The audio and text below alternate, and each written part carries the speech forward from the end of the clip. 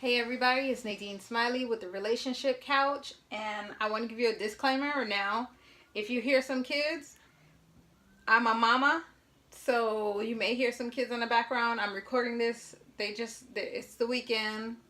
Come the weekend, I give them free time, so if you hear that, just go with it. But I wanted to talk today a little bit about the three different attachment strategies, not styles. They're often called attachment styles, but it's the three different attachment strategies. Now, each attachment strategy will play out in relationships differently, and we're taught to the children, well, they were taught to us as babies. Subconsciously, we learn as babies how to deal with the people in our lives and the situations. So the ideal attachment strategy is the secure attachment. The majority of people do have a secure attachment strategy, which is great. I know we hear all these crazy stories and it feels like everybody is crazy. It's not actually the case. Most people, many people have a secure attachment strategy. Now, a secure attachment strategy plays out in relationships by the partner being able to give and receive emotionally from each other. Now, that partner also understands exactly what it is that not that they're worth, but that they should expect. They understand what they desire, and they are unwilling to compromise in a way that puts themselves in a position where they end up emotionally exhausted and drained. So that's secure attachment strategy. It's a pretty healthy relationship. Not saying that a secure attachment strategy will not get into arguments, will not disconnect from partners. Not saying any of that. In every relationship there will be disconnections, and in strong enough relationships, or in relationships where both partners can understand the give and take, those partners can reconnect. That's in any relationship, secure or not.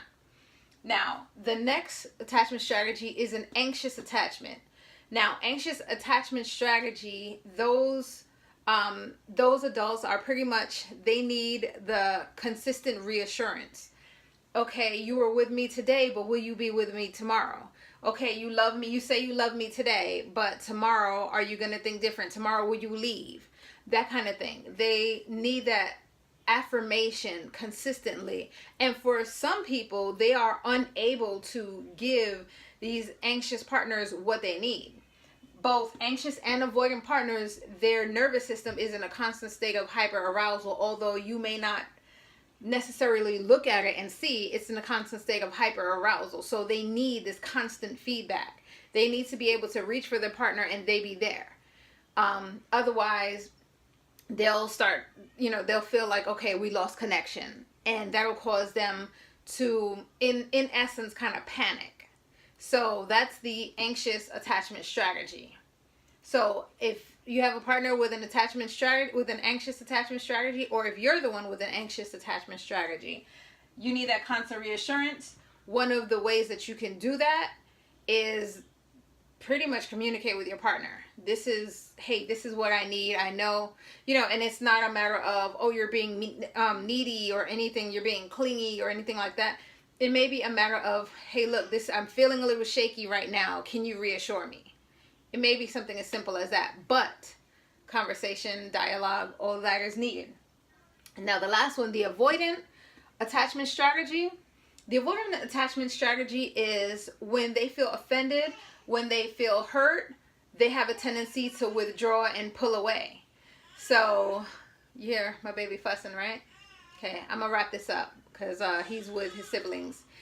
But they have a tendency to pull away because they're in a way they're trying to avoid from being hurt even further. They're trying to protect themselves. They feel like they're under attack because they're under this hyper arousal.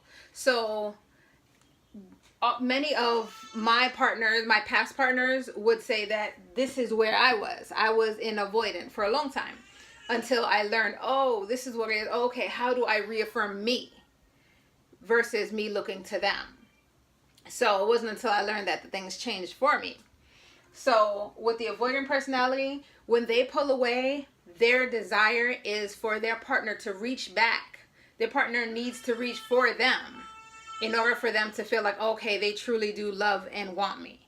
So again, open dialogue is necessary. So before I close this video, really good exercise for you to do is to figure out your attachment strategies, your partner's attachment strategies, and open up those lines of communication so both of you guys can give each other what you need in order to move into a secure attachment. None of these are permanent. You can always work and become secure if you're anything otherwise. So until next time, till the next video where he's fussing because he hears my voice, not in the room with him. Till next time, I'll talk to you soon. Hope all is well. Please drop a line. Let me know your thoughts, anything. I'd love to hear from you all if you have any questions. My inbox is always open. Talk to you soon. Take care. This is Nadine Smiley with the Relationship Couch.